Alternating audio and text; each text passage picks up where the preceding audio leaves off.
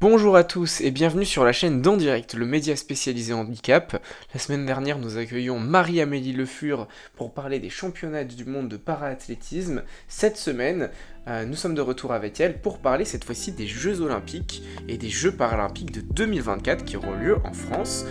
Bonjour Marie-Amélie Le Fur.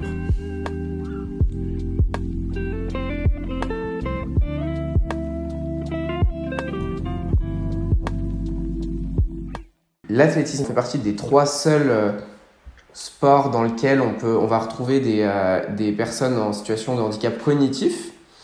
Oui.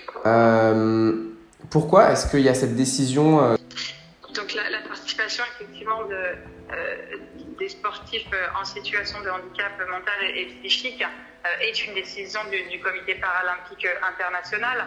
Et il faut savoir qu'à l'époque, quand on remonte un petit peu avant les années 2000, nous avions d'autres sports dans lesquels étaient représentées la situation de handicap mental ou psychique. Mais suite à une tricherie, on a eu une sortie du programme des Jeux paralympiques de cette représentativité de handicap, chose qui a été corrigée, on va dire comme ça, en 2012 avec le retour des sportifs en situation de handicap mental sur 3 disciplines. Après, effectivement, l'idée, c'est de voir comment, collectivement, avec l'ensemble des membres du Comité paralympique international, on peut travailler une meilleure représentativité de ce handicap au sein des Jeux paralympiques et pas forcément uniquement sur les Jeux paralympiques d'été. La question du modèle des Jeux paralympiques d'hiver peut aussi se questionner, puisque là, nous n'avons pas de représentativité du handicap mental et psychique. Donc voilà, il y a effectivement des questions qui se posent, il y a des réflexions qui sont à mener. C'est à la main du Comité paralympique international en discussion et en relation avec ses membres. Et ce ne sera pas le cas pour les Jeux paralympiques de Paris, du coup. Il n'y aura que 3 épreuves. Voilà, il faut savoir que le programme des Jeux paralympiques de Paris 2024 a été arrêté et défini. Il a été présenté à la presse il y a de ça 2 ou 3 semaines. Et la question des sports l'avait été bien longtemps auparavant. Donc voilà, donc c'est une question effectivement qui surprépare, qui s'anticipe, d'autant plus que l'arrivée d'une nouvelle catégorie aux Jeux paralympiques doit laisser laisser aux sportifs le temps de se préparer, aux institutions de s'organiser. Donc c'est pas une décision que l'on peut prendre comme ça dans une proximité temporelle à un an des Jeux, mais c'est des choses qui, encore une fois, peuvent être réfléchies sur des Jeux futurs et pas uniquement sur la question des Jeux d'été. D'accord, sachant que dans tous les cas en France, on va avoir les Global Games cette année. Exactement. Et c'est pour nous effectivement aussi un événement de référence sur lequel nous devons capitaliser, notamment sur un enjeu de communication, de représentation, de compréhension aussi du sport lorsqu'on est en situation de handicap mental.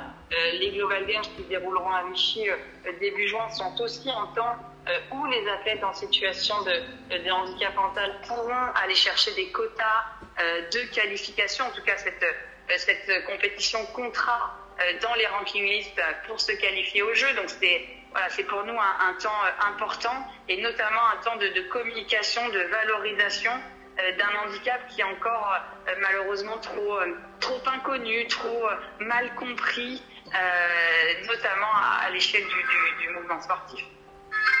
Ok. Qu'est-ce que ça va pouvoir apporter d'avoir des Jeux paralympiques en France ? L'idée, c'est que ça apporte le plus de choses possible. Et le champ de l'héritage, il est vaste. Mais déjà, ce qu'on peut dire, c'est que cet héritage, en fait, il sera véritable que si on a une mise en dynamique et en action de nombreux acteurs. En tout premier lieu, bien évidemment, les acteurs du mouvement sportif. Donc voilà, ce que je disais, c'est que le premier des héritages qu'on attend, c'est une mise en dynamique de nombreux acteurs. Et des acteurs qui ne sont pas forcément que issus du secteur sportif. Alors bien évidemment, il faut que le mouvement sportif se mette en ordre de marche pour ouvrir un petit peu plus la pratique sportive aux personnes en situation de handicap. Et en ce sens, le Comité paralympique porte un programme en relation et en partenariat avec les 2 fédérations historiques dans le sport et sport attaché, un programme de formation, de sensibilisation des clubs ordinaires pour faciliter l'accueil des personnes en situation de handicap, faire en sorte aussi que ces clubs qui sont formés et sensibilisés aient un projet de club orienté vers la personne en situation de handicap. Et l'objectif, c'est vraiment d'avoir un maillage territorial de proximité plus en lien avec les bassins de vie des personnes en situation de handicap et faire en sorte que dans ces bassins de vie où résident les personnes en situation de handicap, eh bien, on ait beaucoup plus de clubs en capacité de les accueillir. Donc ça, c'est le premier enjeu, c'est cette mise en dynamique de différents acteurs et notamment des acteurs du mouvement sportif.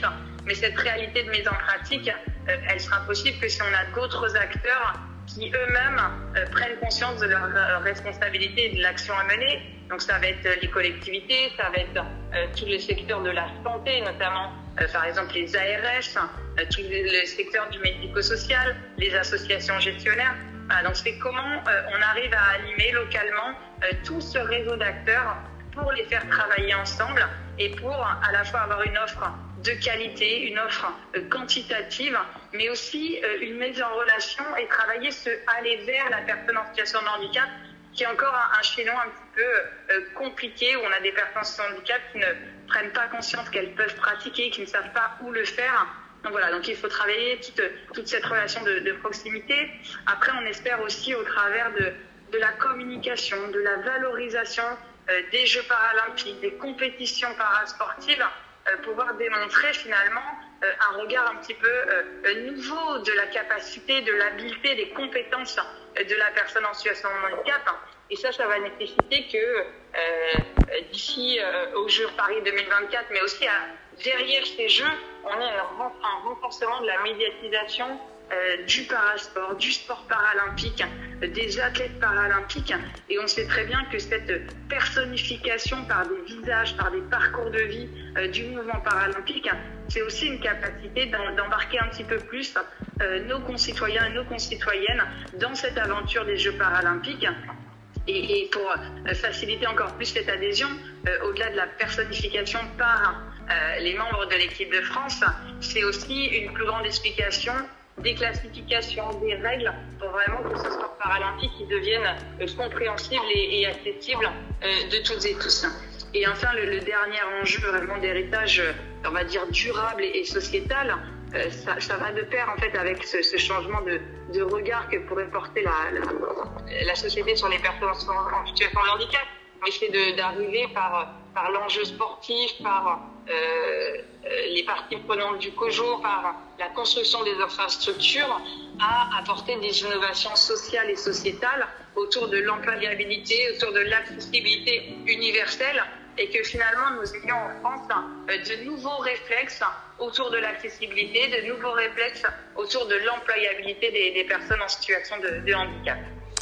Justement, vous avez parlé d'accessibilité. On entend souvent qu'on attend à peu près 350 000 personnes en situation de handicap lors de ces Jeux. Est-ce qu'aujourd'hui on est prêt à accueillir tout ce monde ?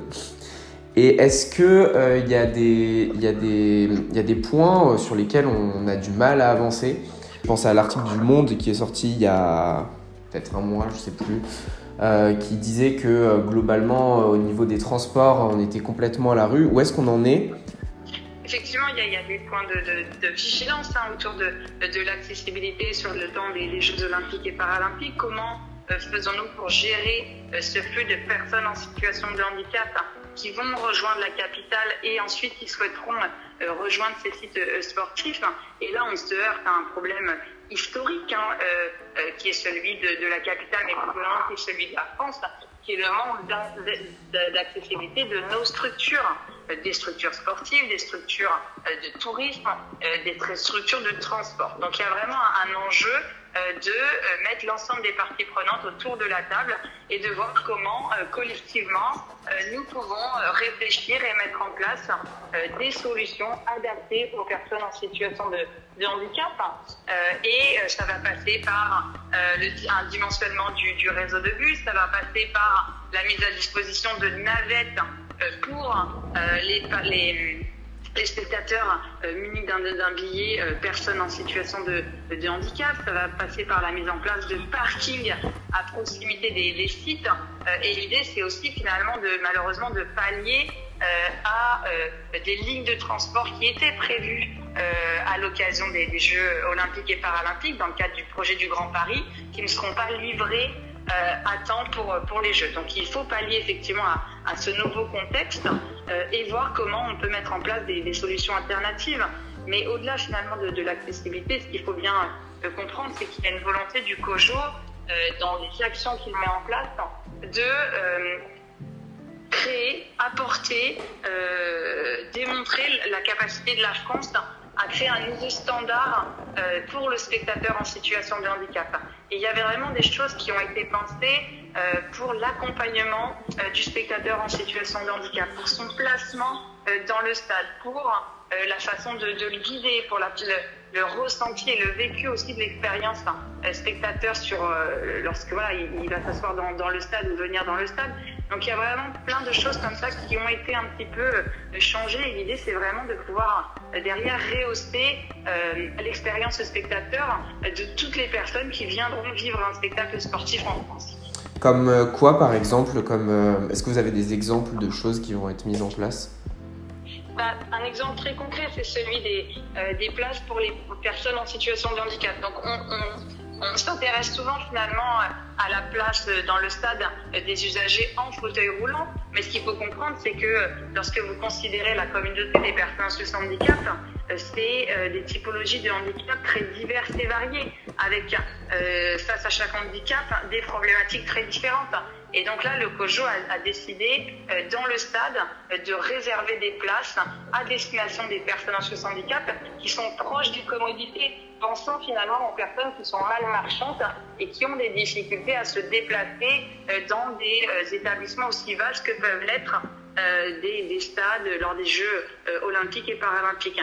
Il y a aussi tout un enjeu autour de la signalétique et la mobilité du dernier kilomètre, sur lequel le comité d'organisation a une attention majeure pour les personnes qui sont mal marchandes, pour les personnes qui sont en situation de handicap mental, et faire en sorte que cette accessibilité, elle soit faite dans une mobilité réduisant la fatigabilité, mais facilitant aussi la compréhension de toutes et tous. Ok.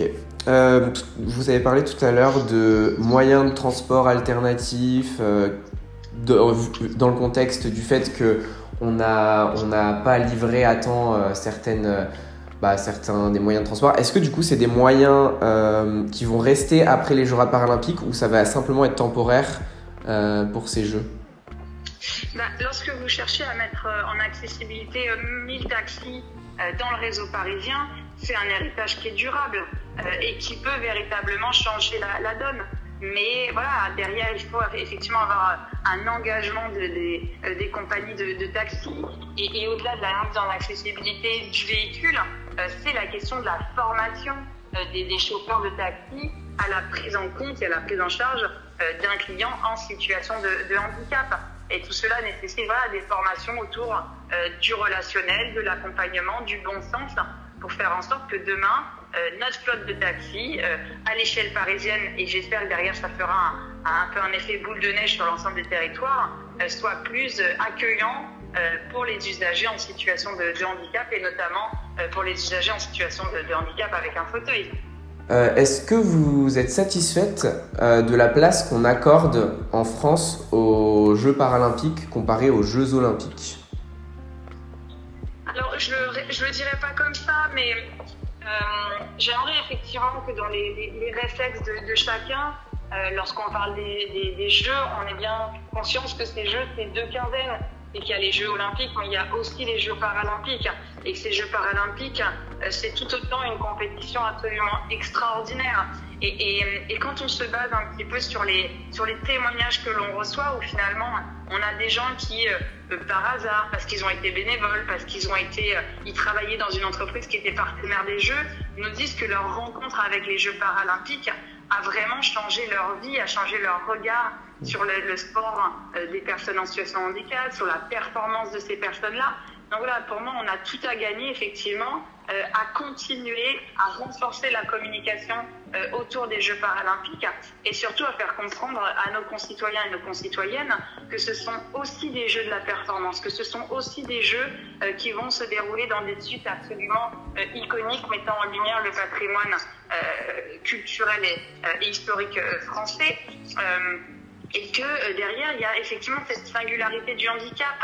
Mais dès l'instant qu'on est habitué, qu'on connaît la règle, et bien finalement, la situation de handicap, on en fait fi et on vit simplement un spectacle sportif.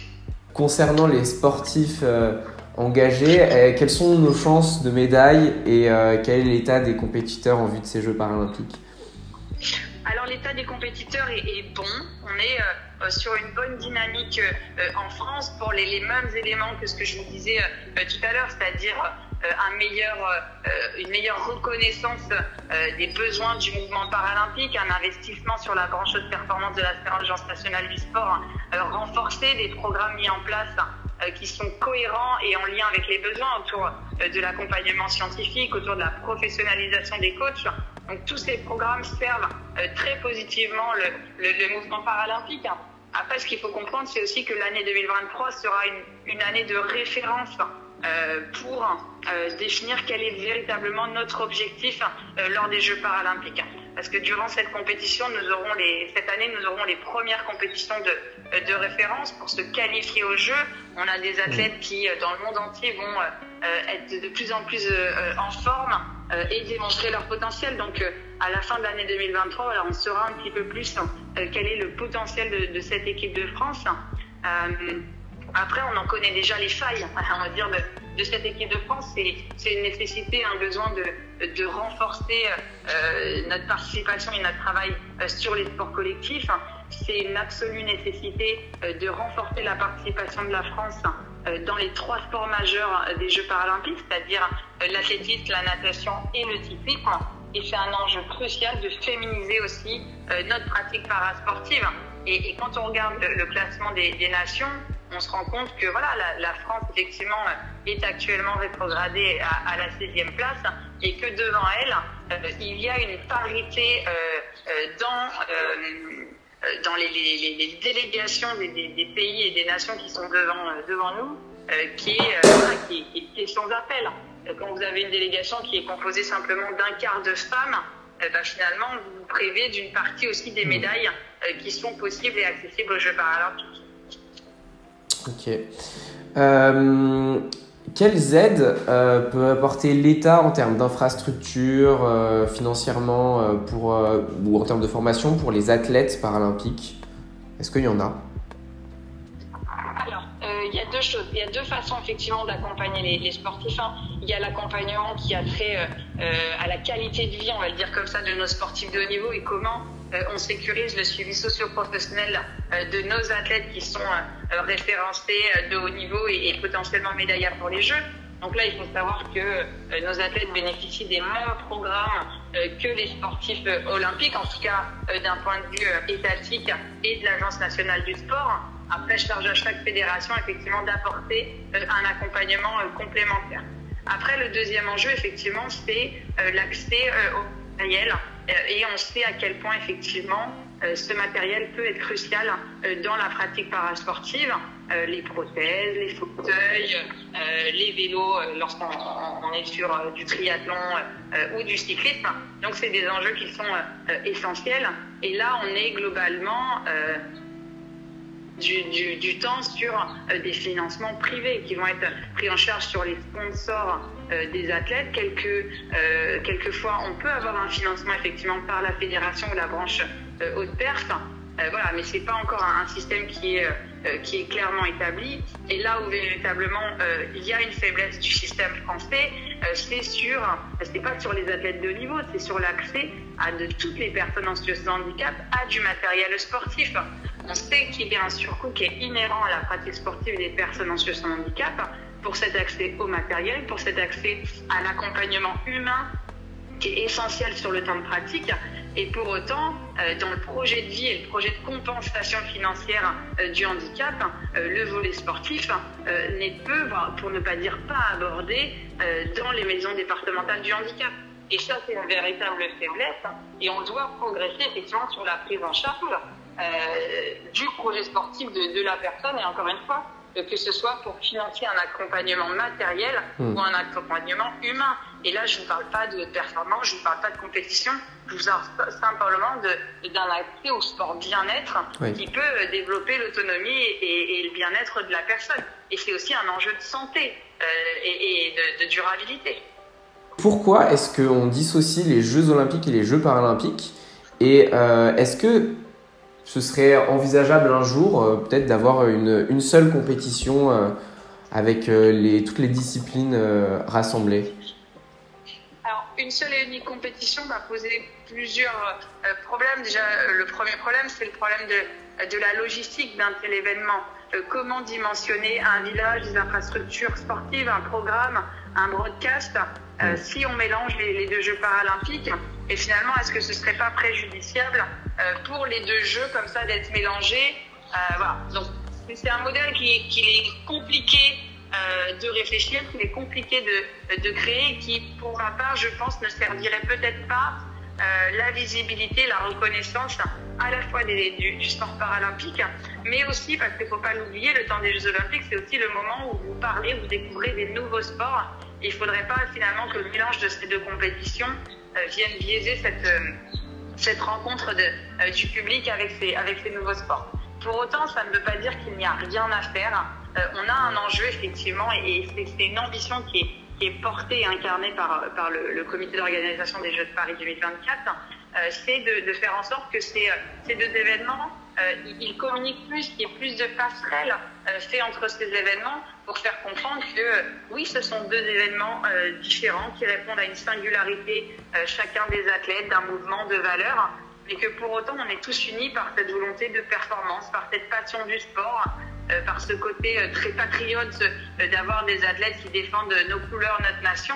Voilà, tout ça, c'est des valeurs qui sont communes à ces Jeux, et au travers de l'équipe de France unifiée, au travers du symbole unique, de l'emblème unique Paris 2024, ce sont des choses qui sont incarnées. On a aussi un relais de la flamme olympique qui va sur les territoires mettre en dynamique des acteurs parasportifs. Donc voilà, donc il y a des façons finalement, en dehors de l'unification des Jeux, de travailler cette unité du mouvement sportif et cette question de l'inclusion par le sport. Justement, les athlètes handisport et les athlètes valides, comment ça communique entre eux? Est-ce qu'ils s'entraînent aux mêmes endroits? Peut-être que ça dépend des fédérations aussi, je ne sais pas trop. Vous y avez répondu, on appelle soit athlète parasportif, soit paralympique. Ça permet d'être plus global et de sortir uniquement de la fédération handisport. Donc ça va dépendre effectivement de la fédération qui organise. Mais par exemple, voilà, quand on est sur la fédération handisport, les nageurs s'entraînent avec les nageurs, entre pairs. Voilà. Après, ça dépend pas uniquement des fédérations, et ça va contredire ce que je vous ai dit juste avant, mais ça dépend aussi finalement du club de rattachement dans lequel est le sportif. Donc ça, c'est aussi des dynamiques très individuelles qui répondent à un besoin personnel, à une organisation fédérale qui n'est pas la même selon les sports. Mais ce que l'on voit, et encore une fois, l'équipe de France unifiée en est l'incarnation, c'est qu'il y a un véritable rapprochement entre les sportifs paralympiques et les sportifs olympiques. Parce qu'on vit la même passion, on vit la même volonté d'aller chercher des médailles, d'aller chercher l'or olympique et paralympique. Donc, c'est les mêmes choses qui nous unissent. Donc, on arrive à être unis par le sport sportif, par nos fédérations, par nos contextes d'entraînement. Et on est aussi très fortement unis par les entreprises qui désormais s'engagent beaucoup autour de teams sportifs qui sont multiples. C'est-à-dire que vous allez y trouver des hommes, des femmes, des athlètes d'été, des athlètes d'hiver et des athlètes olympiques et paralympiques. Donc voilà, donc c'est aussi tout un enjeu qu'ont les partenaires des Jeux, qu'ont les entreprises qui soutiennent le mouvement sportif, de créer en leur sein ces valeurs de l'inclusion par le sport. Merci Marie-Amélie Le Fur d'avoir participé à cette interview et d'avoir accepté cet entretien. Merci à vous tous de nous avoir écoutés. On se retrouve très bientôt sur la chaîne En Direct pour un nouveau podcast. Vous pouvez retrouver le lien de l'article de l'interview avec Marie-Amélie Le Fur dans la description de la vidéo. À très vite.